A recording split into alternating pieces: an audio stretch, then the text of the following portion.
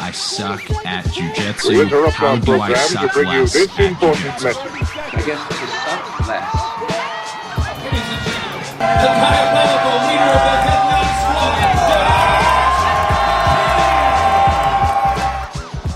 There are 5 belts in jiu-jitsu. White, blue, purple, brown, black. Nobody ever defines what is required for each belt and then what you should be focused on as that belt. Nobody has the audacity to make these claims. Well, that is until today. I am going to tell you guys 100% without a doubt, whatever belt you are, what you needed to do to get to that belt, or what you should have needed to do to get to that belt, and what you should be focused on to get to your next belt, and also how to actually understand what these belts mean, why they're relevant. If they're relevant, they're not. But I promise we're going to make them relevant somehow in this conversation. So let's get started with our old pals, the white belts, the people that get the most hate on the mats and deserve the most hate on the mats. But here's the thing. The good thing about white belts, the best thing to remember if you are not a white belt, is this. White belts are ignorant. They are not stupid. Meaning if they're making a mistake, it's just because they don't know any better. You can share with them how they can not roll like such a spaz, not be hurting training partners, not be such a dead fish when they're drilling stuff. You can be helpful as an upper belt. Now, the problem is when you start to get to blue belt, purple belt, brown belt, even God forbid, black belt, and nobody ever corrected those annoying white belt things in you. Or they tried to correct those things. So they told you, hey, you're going to hurt training partners. Not only that, if you hurt a training partner, it's going to hurt the gym. It's going to hurt your own training. It's going to hurt the camaraderie you have with your team. People aren't going to be able to trust you as much, especially if you keep hurting training partners, if you don't correct that. And so then that person is no longer ignorant. That person is stupid. They know better. They have been told better, but they choose to not correct it. And so white belts, be happy. You are simply ignorant. This is how you can be a little less ignorant. And let's first talk about the requirement of a white belt. It's pretty simple. You just got to walk through the door. You just have to show up. That's the only requirement to get your white belt, yet so few people actually will do that. There are a lot of people that have interest in jiu-jitsu. We all are jiu-jitsu people. We talk about it way too much. We think about it way too much. And so our friends who don't do jiu-jitsu, they hear too much about jiu-jitsu typically. So what tends to happen is we go, we tell this person and they go, wow, that's really interesting. That sounds really cool. I would like to try that. And then we tell them, yeah, the gym offers a free class. It offers a free week. It offers a free month, whatever your gym offers. Come check it out. I'll be there on Wednesday. And that person never shows up. And you even have that same conversation with that person time after time. And they always say they want to come. They never end up doing it. And so this is just to commend you guys. If you are a white belt, you had to take that first step. Even if you are 100% sure you are the least gifted, least relevant person on your mats, you bring the overall score of the team down. You still should be commended, because without white belts showing up, there's not going to be new black belts, right? You just need people to make that decision. And now this is before we get into what you should be focused on as a jiu-jitsu athlete to get better, or whatever you're going to call yourself. But as a jiu-jitsu person, hobbyist, whatever, if your goal is to get to the next belt, not that belts should be the focus, not that the goal should be, I want to get to blue belt, but honestly, the goal should be, I want to develop the skills that make blue belts blue belts. I want to become a blue belt. And I think that's a really big part of this, is understanding You don't get a blue belt. I mean, some people do. Certain places you show up and that is the requirement. You don't have to focus. You don't have to get better, but you just show up enough. You master these few moves in deadpan drilling and you get a blue belt. But to me, it's like, this is why people argue whether or not someone deserves a belt, is because it isn't a time requirement thing. It is a skill thing. It is a knowledge thing. It is a who you become. There's a saying I heard recently. I've really been thinking about it a ton, but it is that no man crosses the same river twice, because he is a different man and it is a different river. And so you have to understand, when you start as a white belt, you're going to have some crazy goals that don't make sense, right? And you're going to want to believe that and go for it. And honestly, even if you have this crazy goal of, I want to be a black belt world champion, you walk in on day one, you're like, I'm sure of it. This is what I want to do. I see competition. I'm young enough. I'm athletic enough. I'm going to dedicate my whole life to this. I'm going to be a black belt world champion. Understand that even if you could get to that goal, even if everything played to your favor and you were that 1 in a million jiu-jitsu athlete and you get there, understand by the time you get there, you are going to be such a different person than the person who started 10 years before. Your thoughts are going to be different. The things you value are going to be different. You may get to black belt world champion and had been so dedicated and even win it, and then stand at the top of the podium and look down on everyone and say, white belt version of me, we did it. And then you realize, oh no, the white belt version of me knew nothing. And I let that person set a goal that I never adjusted. I never said, hey, well, what am I going to do after this? Because I've burned a ton of bridges on my way to the top. I've done a lot of things that probably are not going to help me for the future on my way to the top. And now I'm here, so now what? And that is the thing, is like, I know it's a long story, but here's what to get out of it as a white belt. Set those goals, believe in yourself, and then start doing the action. But assume eventually you're going to start to change as a person. You're going to become a blue belt. You're going to become a purple belt. You're going to become a brown belt. You're going to become a black belt. Your perspective on jiu-jitsu will completely shift. And maybe you won't care at all about being a competitor, and you'll say, I want to coach competitors. I like this part of jiu-jitsu better. And that's good. It's awesome to be able to change your direction, okay? So that is the notes, I think, to take as a white belt. And now let's look, well, what should be your goal? How can you become a blue belt? Well, in my opinion, jiu-jitsu is nasty. Your partner stinks, the mats are swampy, and somebody always brings that surprise of mystery rash to open mat. That's why I spray Full Guard from Combat Sports Hygiene. It kills staph, it kills ringworm, and it is good for your skin biome. There is no burn, there's no alcohol, it's just hypochlorous acid. That is the same stuff that your body makes to fight infection. Full Guard just took it and supercharged it. So you can spray it before class, you can spray it after class, spray it mid-roll if your partner smells like expired milk. So just go to sportshygiene.com and use code ISUCK for 10% off your purchase. Be clean, my friends. I used to give a different opinion. I used to give what I now tell the blue belts to do. But I now think that a white belt should just kind of go and observe. I think the biggest and most important thing is you get into the school that you like, a place where it seems like great jiu-jitsu is happening, great jiu-jitsu is being taught, and there's just great people around too. A place that fits you.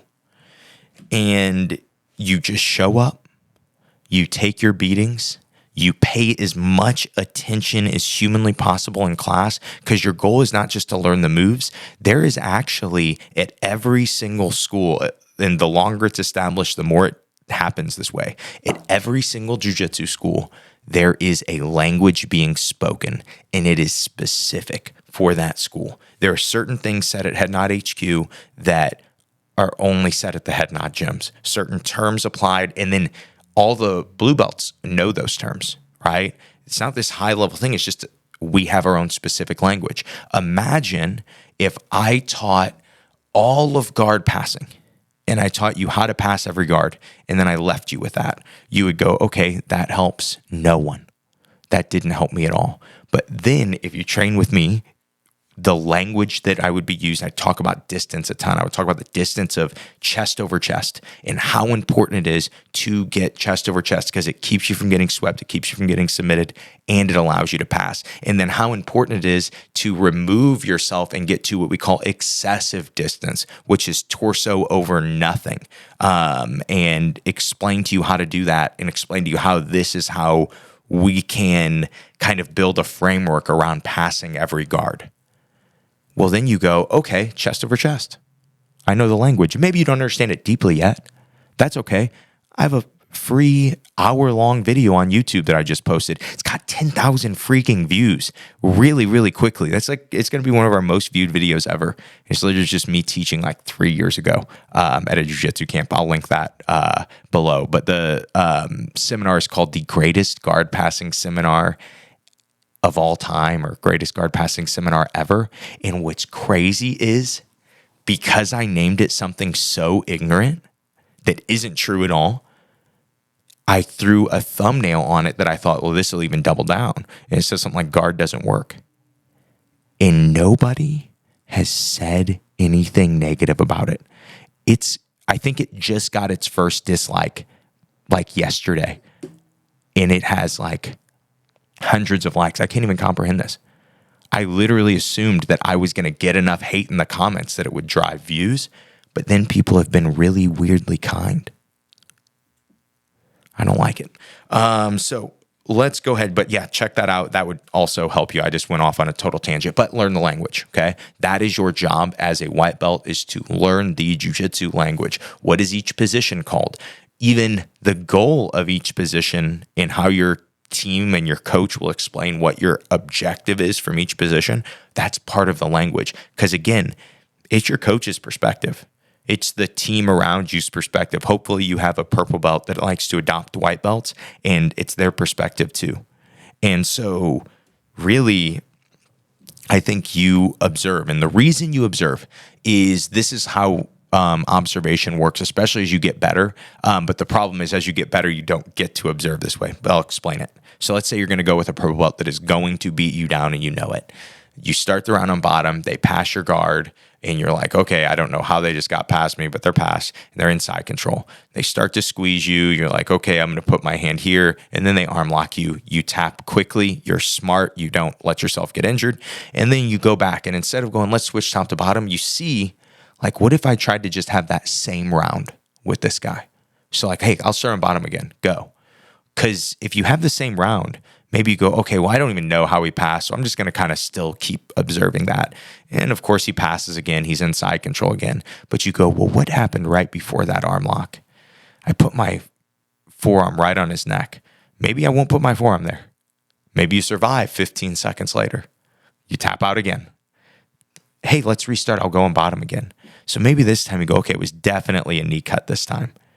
Like, how do I stop a knee cut? Maybe this just creates a question. Maybe after the round, you ask the guy, hey, you knee cut me a few times.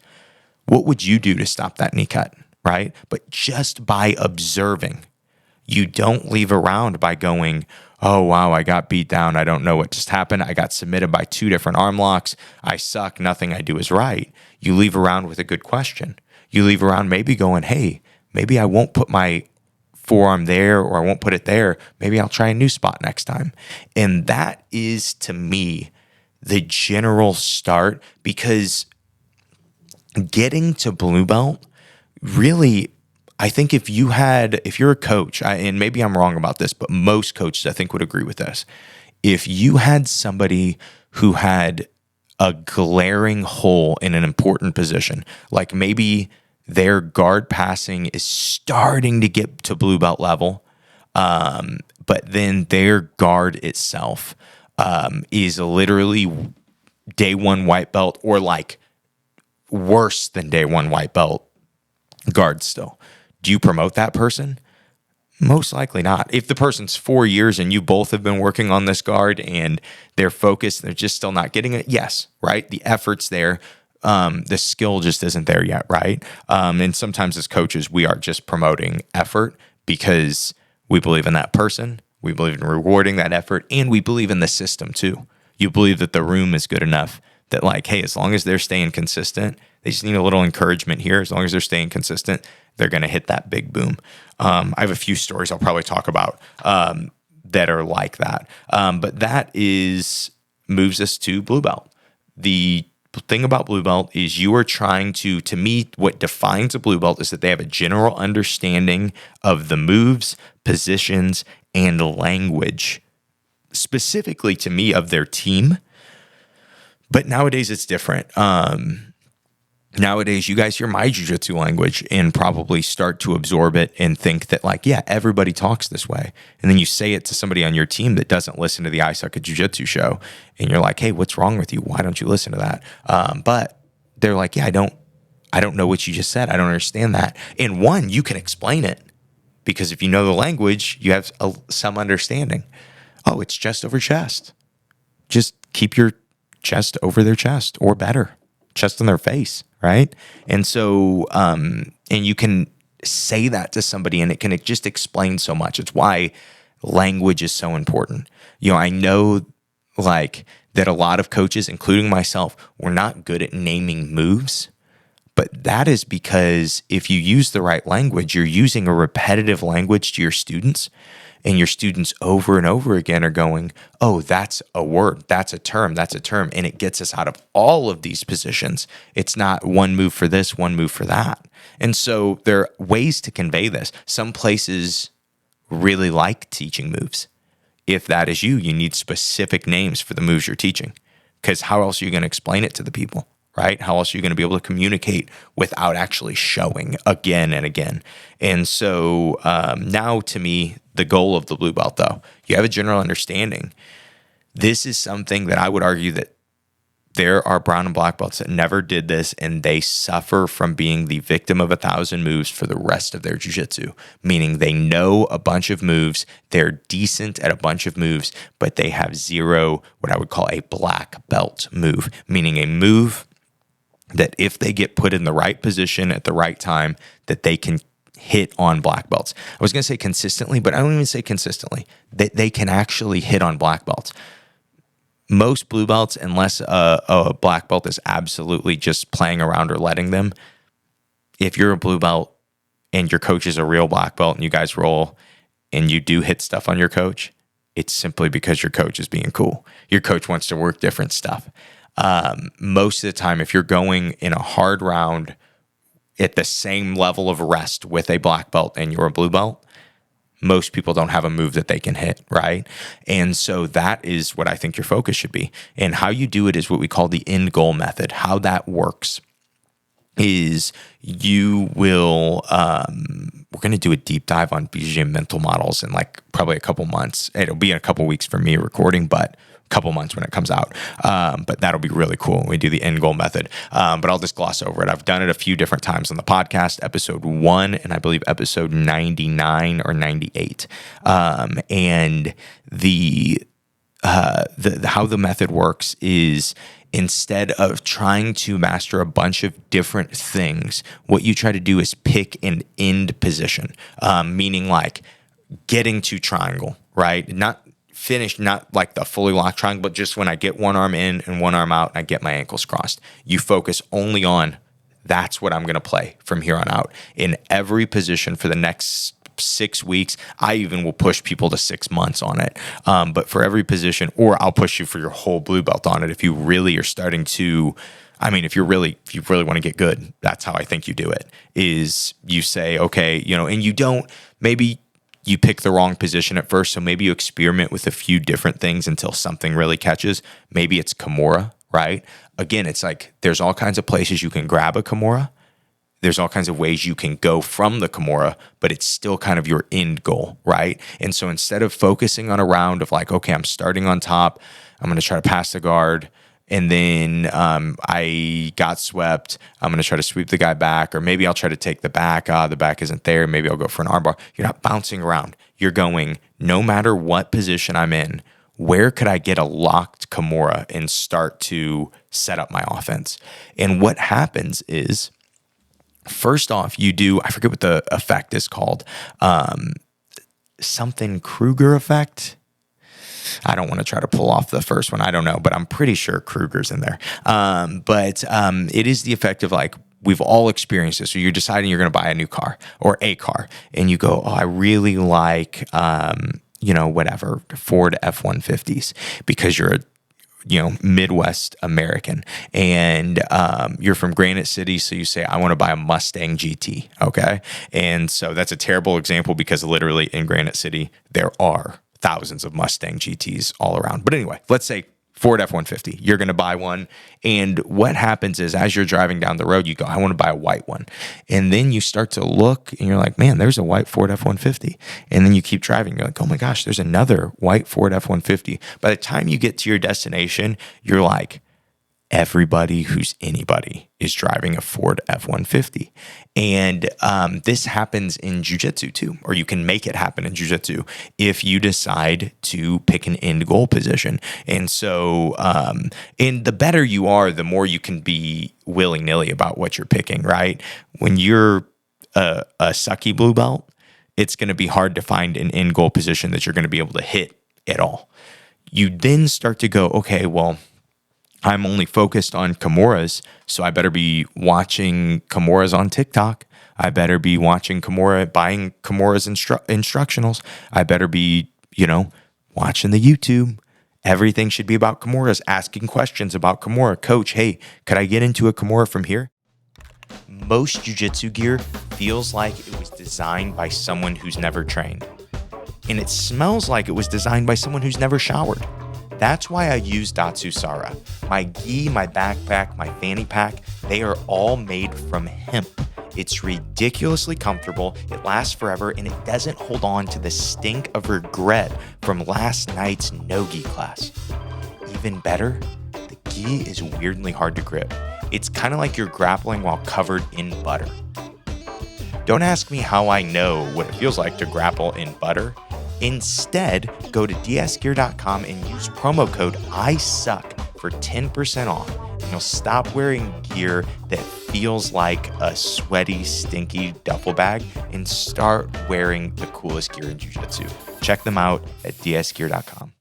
I had a student that I did this is crazy. This is a very excessive example of this.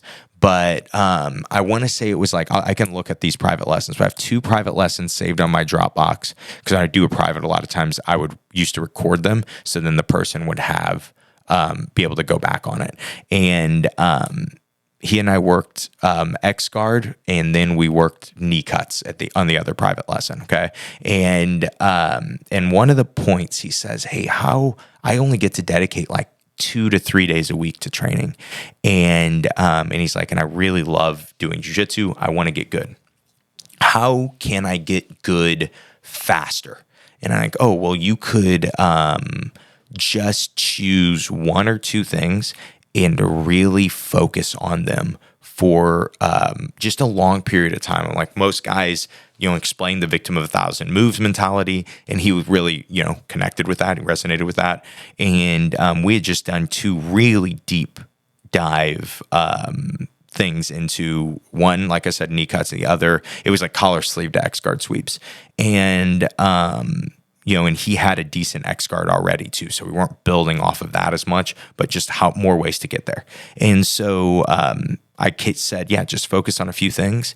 And then this is my black belt, Sam, who's been on the show. He never asked me another question.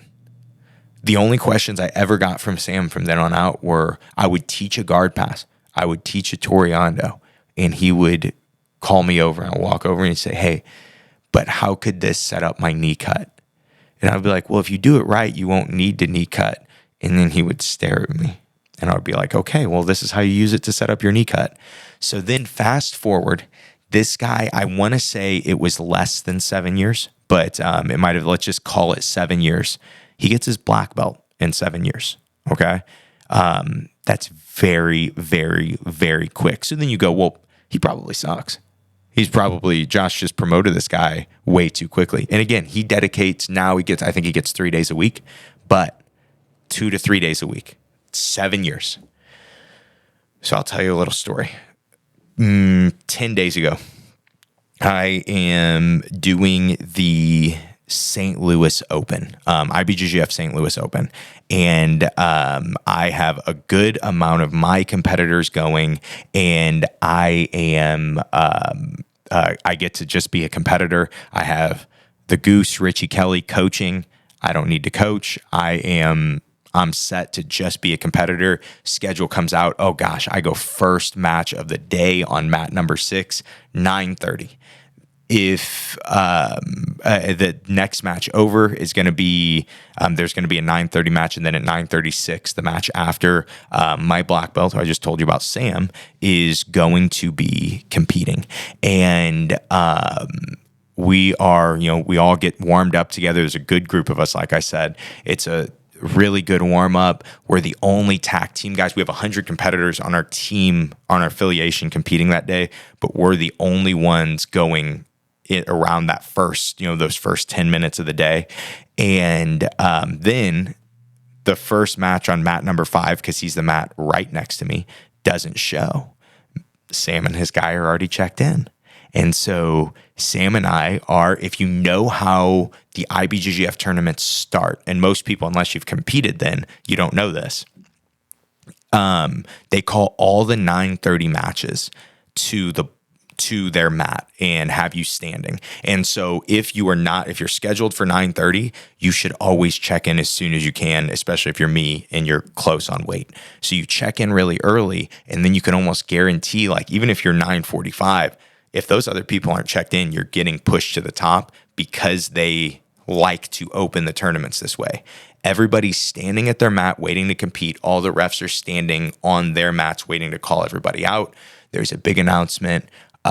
St. Louis Open 2025 may now begin, and then everybody walks out at the same time. And it's the only time in the day that it's like this. Once mats are running, they're all running, but me and Sam are literally now standing shoulder to shoulder. He is on the right side of his mat. I'm on the left side of my mat.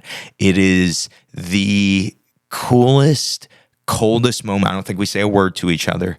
We just stand there. Our entire team, there's between both mats, 70, 80 people. It is just packed. It's loud. I can see my wife and son there. It's just the crew, the vibe is right. Our matches start. We walk on the mat. I take a horrible shot. I miss. I'm so sorry, guys. I actually had to pull guard in that match. But I put some good squeezes on. Felt good the whole time while in close guard. But every once in a while, I can hear my team going crazy. I'm chilling in close guard, boys. I'm like doing a little arm wrench, get an advantage, be done for the day. I have one more match, just chill out. Close guard. If you ain't opening my close guard, you lose, brother. That's not my problem. And so that's my mindset, right? But then I'll hear my whole team going crazy. And it doesn't sound negative. It sounds pretty positive.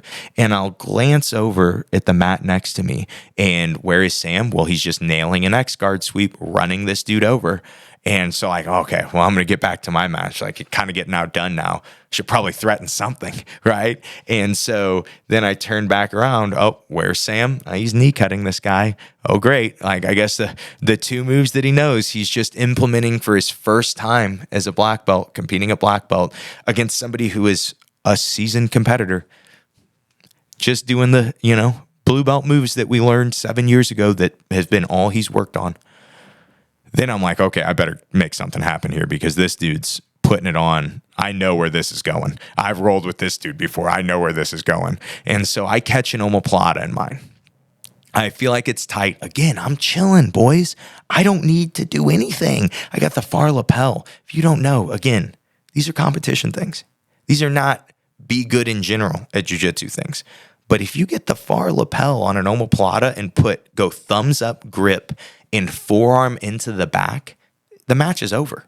There's nothing more to do. We're done for the day, boys. But it's hard to finish that because the person has a good grip on their belt and they'll just hold on to that forever. So then I kind of glance over my shoulder one more time. Sam's got this dude in a bow and arrow choke, leg behind his head. Dude's head's coming off of his body.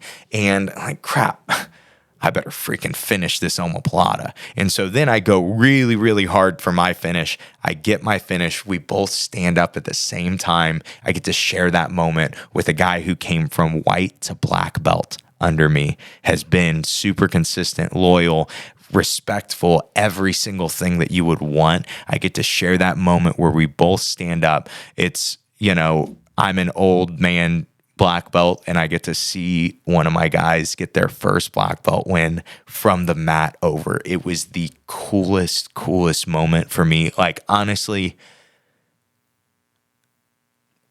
one of the, at least emotionally, the coolest jiu-jitsu moment that I've ever experienced.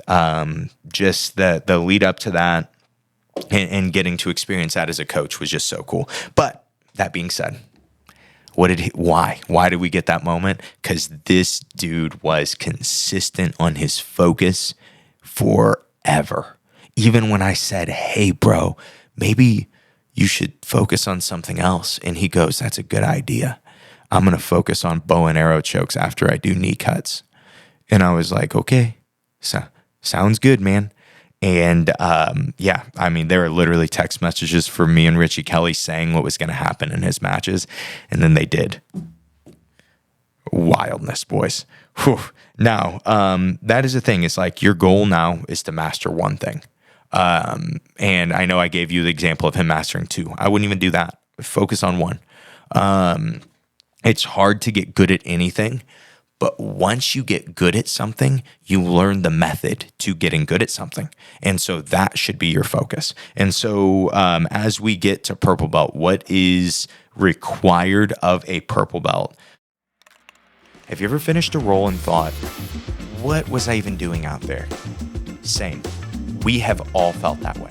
And that is why you need Jiu-Jitsu for Imbeciles, a free course from Rob Bernacki that explains Jiu-Jitsu so clearly, it makes you wonder how you ever got confused in the first place. I am telling you, it is like a TED Talk for people who suck at Jiu-Jitsu. And that is why they're giving it totally free to I Suck at Jiu-Jitsu show listeners. So go to bjjmentalmodels.com/ISuck and download it for free right now before you throw away another roll chasing guillotines from bottom side control. To me, I think a purple belt should have one black belt move. I think a great purple belt has one black belt position, right? And what is a black belt position? I kind of defined it earlier. That means, or black belt move, that is a place that you can actually hit on black belts, on legitimate black belts going live against you, that you could have success. It's your half guard sweep. It is your loop choke. It is your, does that mean you're better than a black belt? No, it means you have a black belt move. And this is how you should focus on it.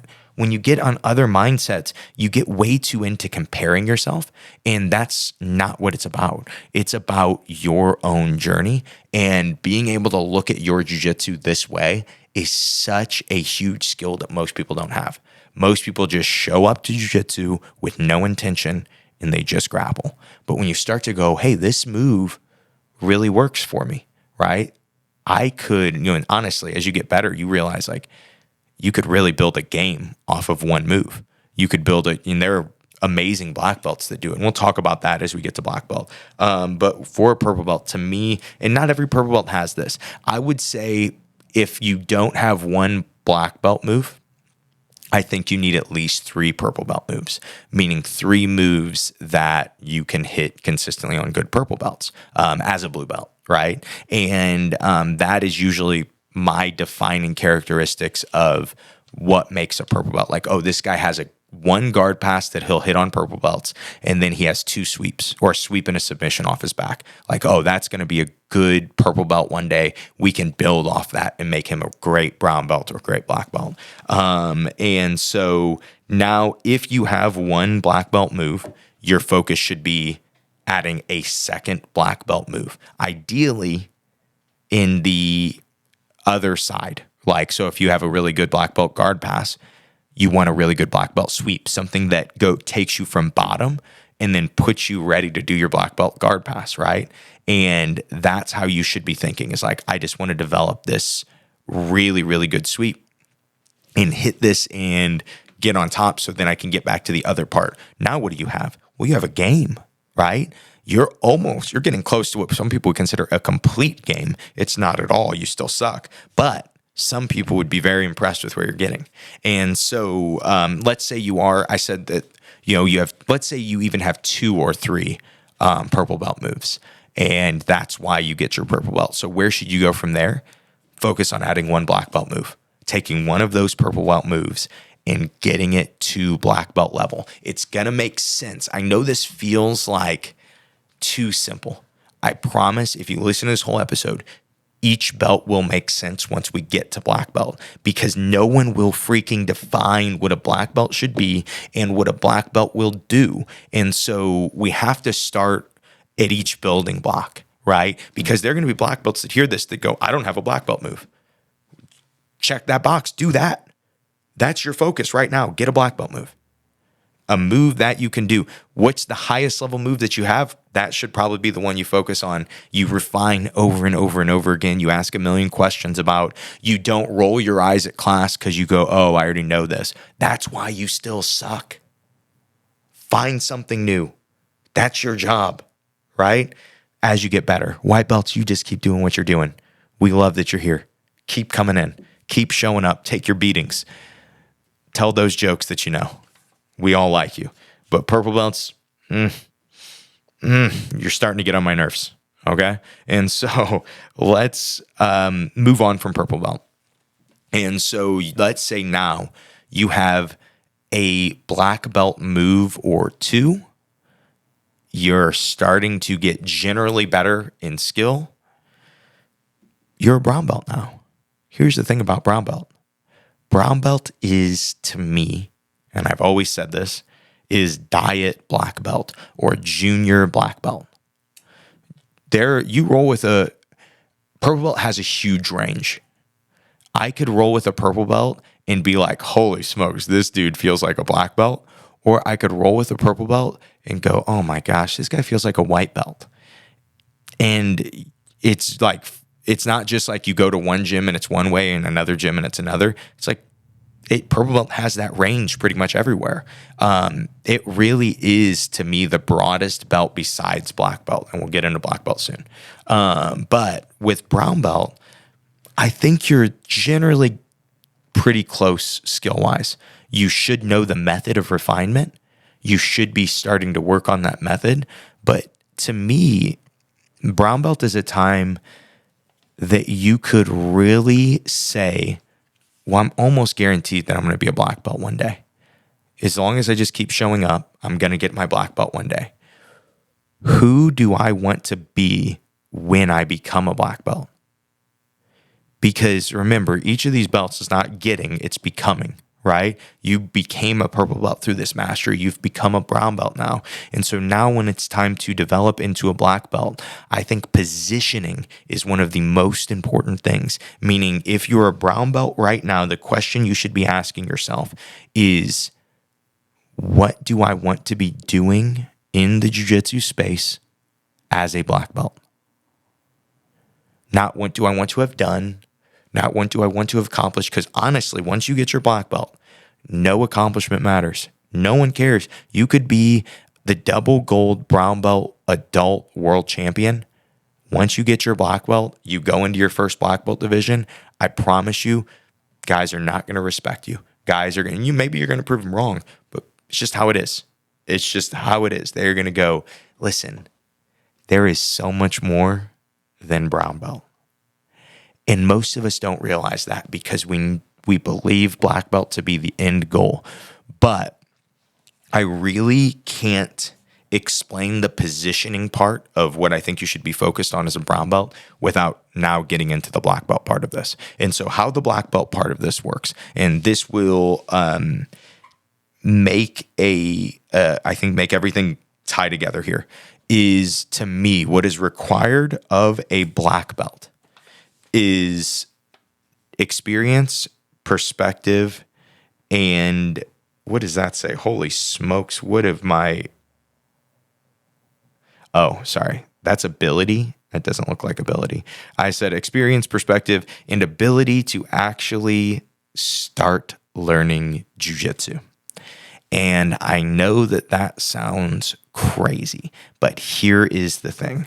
When you get to black belt, you get your black belt tied around your waist. One of the most common phrases that you will hear is, now the journey begins. I remember when they said it to my coach, and my coach had just won PANS as a brown belt and was an active UFC fighter and did that all in the same year.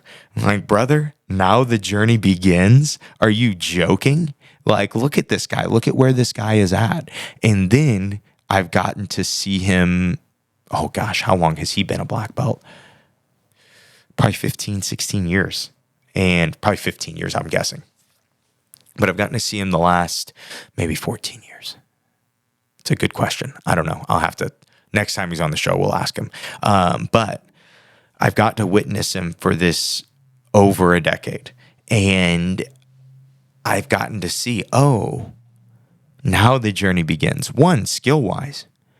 Like, in straight jiu-jitsu, I bet you that he would be able to beat that version of himself that got the black belt, that was in phenomenal shape, that was an MMA fighter training twice a day, because the skill development never stopped. If anything, it got better. And if anything, the skill of getting better at jiu-jitsu also kept getting refined. And I've gotten to see him getting better. Well, not only that, like, I've gotten to see him go on, like, he was teaching at a jiu-jitsu school at that time, or at an MMA school at that time, and he was teaching jiu-jitsu. I got to see him start a jiu-jitsu school that is now got to be the biggest in Missouri, one of the biggest in the Midwest, definitely the most beautiful that you've ever walked into. And shout out Watson Martial Arts. I always dog you guys, but beautiful gym. Taught class there last Thursday. It was a blast. It was great to see everybody. I was wrist locking everybody because they have a wrist lock bell there. And if you get wrist locked, you have to walk over and ring the wrist lock bell. Absolute madness there. Great people. I'm going to make fun of them next time I talk about them on the podcast, I'm sure. But absolutely great people. But that all being said, here's the thing about black belt, and I've had this discussion many times with a lot of my students, a lot of my coaches. I think there's 5 black belts. I think there's 5 levels to black belt when it comes to skill in jiu-jitsu and knowledge in jiu-jitsu. I think that if you have your black belt for a period of time, you go compete. You know, you just get your black belt early. If you want to experience what I'm saying, go do an IBJJF at your age and your weight and at black belt. My brother, it's going to be shocking. You are going to go, unless, of course, you have a really high-level black belts to train with, you can also just experience that. You can get your black belt, and so many black belts that deserve to get their black belt start with so much self-doubt because they're like, man, I still can't even score a point on my coach. I'm like, yeah, that's because you have a really good coach, because that coach never stopped refining their skill. Just do what that coach is doing. Right? That's who you should aspire to be, right? You should aspire to be the people that you can never, ever catch up with on the mats, because they have a method of training that is getting them better. Even if you're super focused on it, you're going, oh my gosh, this person is still getting better faster than me. What are they doing? I am a man betrayed by the art that he loves. My name's Josh McKinney, and as most of you know, I've been cursed with the burden of fixing jiu-jitsu. With your help, we're going to heel hook the fake black belts, every single one of them. Those mat bullies that you're dealing with, we're going to pressure tap them. And Reddit BJJ, we're burning it to the ground unless they allow me to post my podcast episodes and quit deleting them. But I can't do this alone. Every like, every comment, every 5-star review, it fuels the mission, it powers the algorithm, and honestly, it keeps me from turning to the dark side and opening a karate school in a strip mall between a CBD store and Spencer's Gifts. So if you believe in better jiu-jitsu, review the podcast, do it for the future, do it for the children, but most importantly, do it so you never have to hear someone say "os" ever again. And so when it comes to black belt, and you will experience this, I remember the first times that I did black belt competition. I'm doing adult black belt, like my first 2 matches. First one is against a guy that when I was a white belt had won weight and open class of black belt adult no-gi worlds while I was a white belt. And that was my first black belt match, meaning after that, he had 12 years more experience competing at black belt. And honestly, I skill-wise did decent with him, but I, in a 10-minute match, had no idea how to pace for one, just went out, went after him, started to get ahead. He was cool as a cucumber, got back ahead, put it on me, put me on the IBJJF highlight reel. Absolutely brutal. Then a couple weeks later, maybe a couple months later, second match is against one of the best guys in jiu-jitsu. Talked about this one a million times. Don't need to give this guy a personal shout out right now, but also absolutely obliterated me. Also absolutely got so many views on the IBJJF pages. I don't know why they got to do me like that all the time. I win sometimes, guys. You should share those. But anyway, that being said, I was at a point when I got my black belt, people were telling my coach, like, hey, when are you going to promote this guy? When are you going to promote this guy? Like, I was a good black belt, but there are great black belts. There are exceptional. There are masters of jiu-jitsu out there. And if you don't know that as a black belt, if you've never experienced that, if you've gotten your black belt and never experienced the feeling of feeling like you are a white belt after that, I pity you, because you just don't train with anybody good. You don't compete with anybody good, and that's probably, and so the sad thing is that will be probably the top. You will probably stay that level of black belt forever and assume that that is the end. But honestly, if you focus, it is the beginning. And this is what a black belt should focus on. The exact same crap that I just told you that the blue belts, the purple belts, the brown belts should be focused on. Because all you were actually doing this whole time, I know you feel like you were learning jiu-jitsu. You weren't. I promise. Go experience somebody that is this high. You'll go, oh, wait a second. There is a level I can't comprehend yet. There's a level that's still out there that I can't comprehend yet. And for me, I mean, you guys have been on the journey with me for the last 6 years to suck less at jiu-jitsu. It's been my whole black belt journey. And guess what? I'm still finding basic details in moves that I've done for 15 years that make me go, so stupid. Why didn't I? And I'm doing it now. I'm finding these now, in my opinion, faster than ever, because the goal has been refinement and refinement and refinement. Who cares if you think you're good now? You need to throw that mindset out. That mindset that I'm the black belt now, I know jiu-jitsu now, is the perfect mindset to stop learning jiu-jitsu. You have to find the places that you have holes and then be great at figuring out how to fill those holes. Now, let's talk about, what if you're not me? What should you be focused on? Well, here's the thing.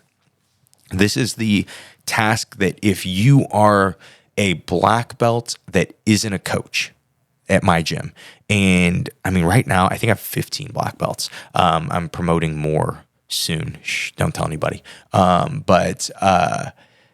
they're all legitimate black belts. They're all good black belts. Some of them end up going off on their own. Some of them are coaches. A good amount of them are coaches now.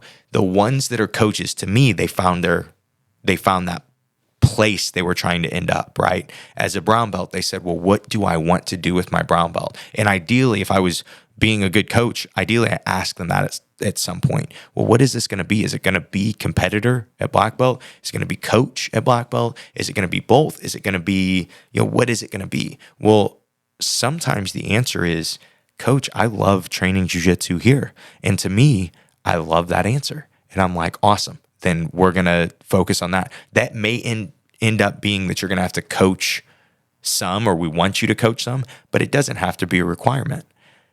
The requirement is that you do a deep dive. We have this stupid thing in jiu-jitsu where we call people professor if they get their black belt. I don't do it. You guys do it. But I could be cool with it if they were actually professors. Yeah. I agree that the amount of time is professor level that it takes to become a black belt, and the amount of dedication is exceptional. I'm not a professor, so I don't know that for sure. I'm just assuming.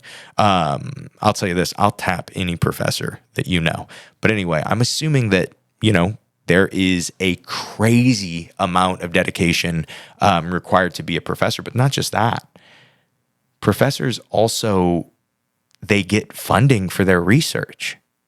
They research. They don't just, good ones, right? That's what so much of college is now, is like the research that is being done there. And that is what makes a college famous. It's the research that's being done there. But yet, in the jiu-jitsu space, we have this whole infrastructure that is kind of a little bit college-y, but the only thing we decide to keep is the fact that the professors are trying to, sleep with the freshmen, right? That's the only thing we want to keep about college. Maybe we throw that part out and we say, hey, what if we require professors to research, because these are our best learners and they have the best base of knowledge. And so what if we say, hey, brother, for the next 6 months, and this is a coach, I do this all the time with my black belts. For the next period of time, I can't finish cross collar chokes. I need you to teach me how to finish cross collar chokes. So I need you to do a huge deep dive and be cross collar choking everybody, and then tell me what little details mattered. Okay, sounds good. See ya. And then we'll talk about it over and over, and then they'll say maybe this, and I'll say maybe that. And then they'll get other black belts in on it, right? And there's this collaboration. But then what ends up happening is, at the end of the line, this deep research that you had somebody do, they come away with a black belt move that typically can be shared with the team. With black belt knowledge and black belt detail that can be shared with the team. And so the requirement of a black belt just on the mat is, you should be so focused on something for such a long period of time. One, because you're not getting promoted ever again. So there's nothing else that's going to come from this. If you're focused on something like coaching, then you should be totally focused on that. If you're focused on something like competing, then you should be totally focused on that. But if you were a hobbyist black belt, you should also be deeply focused on something. And it just depends. For my police officers, the thing I'm always pushing them to is, and honestly, even before that, by purple belt for them, it's like, hey, you should be trying to teach other police officers jiu-jitsu, because most of them will not listen unless it is taught to them by another officer. And you guys now have good jiu-jitsu. You have a base of knowledge that you can share. You have a perspective that you can share. You have become a purple belt. You've become a brown belt. You've become a black belt. And so when we're thinking about the value of just, you get this base, you get this start to a journey when you get your black belt. So what are you going to focus on that should be your the start to your journey? And we're going to take this just a few levels. So when we first ask that, we can always just do skill, right?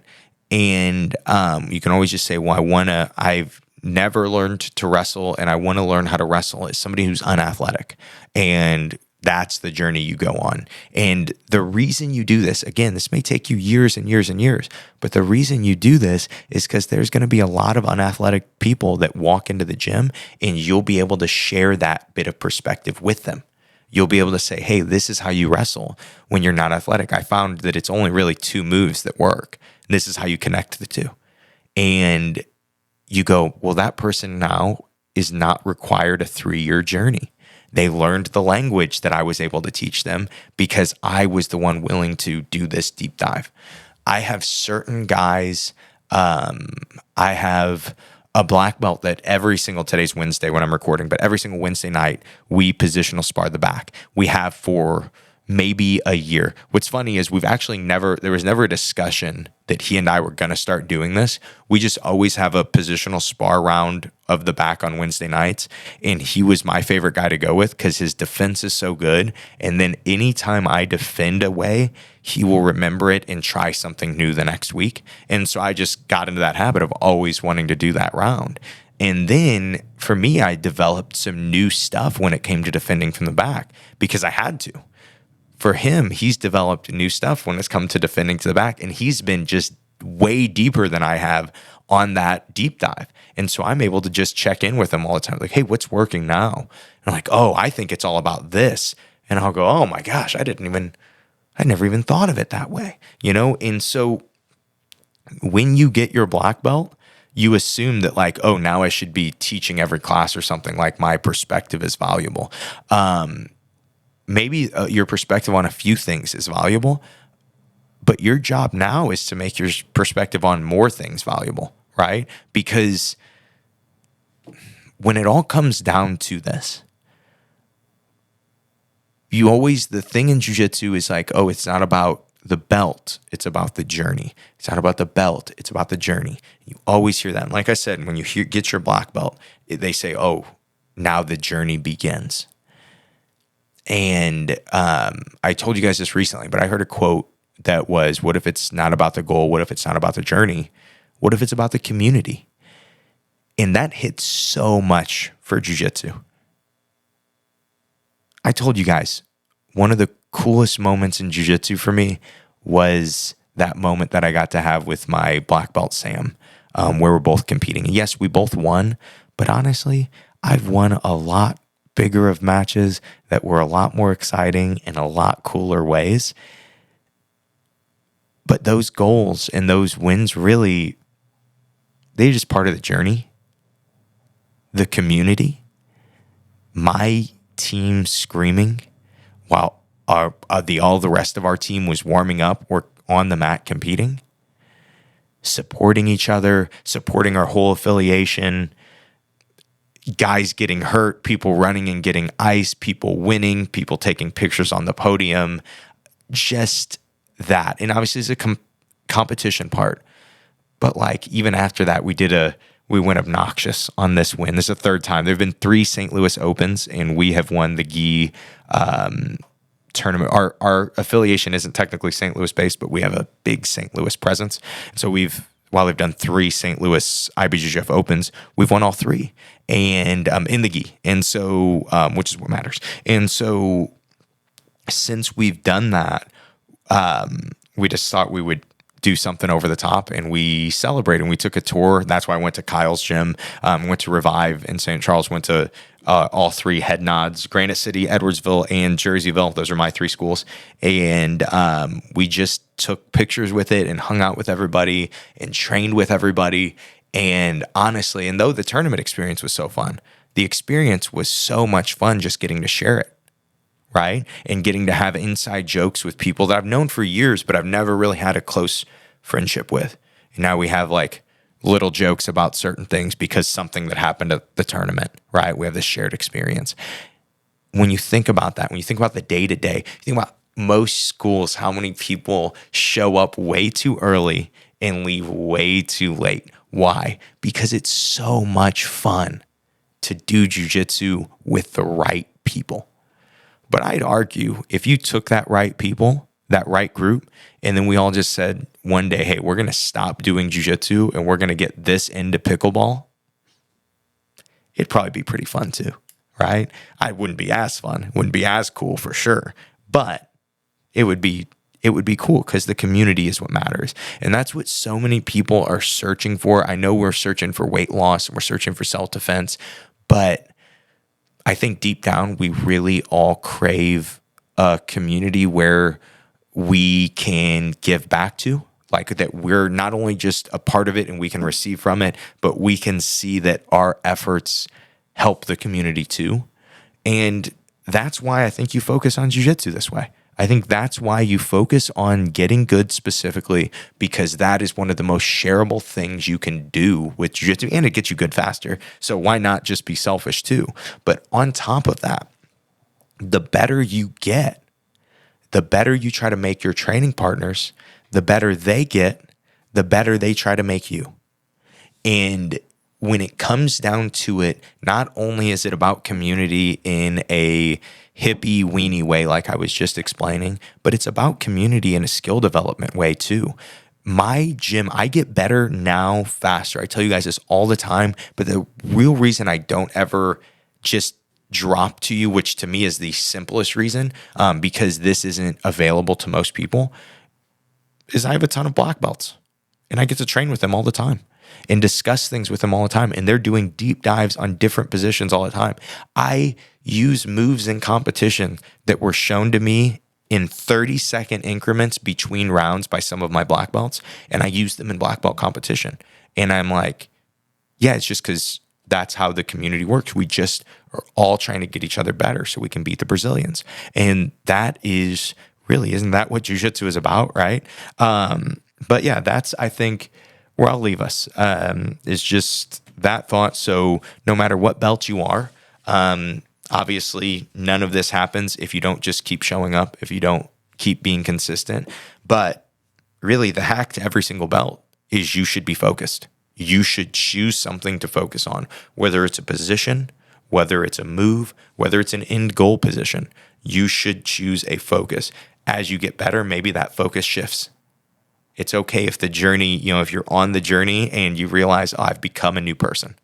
The river that I'm crossing is different and I'm also different too. So my method can be different. I can choose to go a different way. And that is something that's going to happen to you as you continue to get better. And hopefully as jiu-jitsu and the awesome community that you surround yourself with starts to change you. Hopefully that'll happen. Hopefully you'll go, oh, those ideas I had as a white belt, those goals I had as a white belt, maybe they were stupid. I could tweak them a little bit and they would be more realistic and better for me and better for my family and better for my team, better for my community. And that's all I have for you guys. I hope that you guys enjoyed today's episode, and I hope that today's episode helps you guys suck just a little bit less at jiu-jitsu. Have a great day, guys.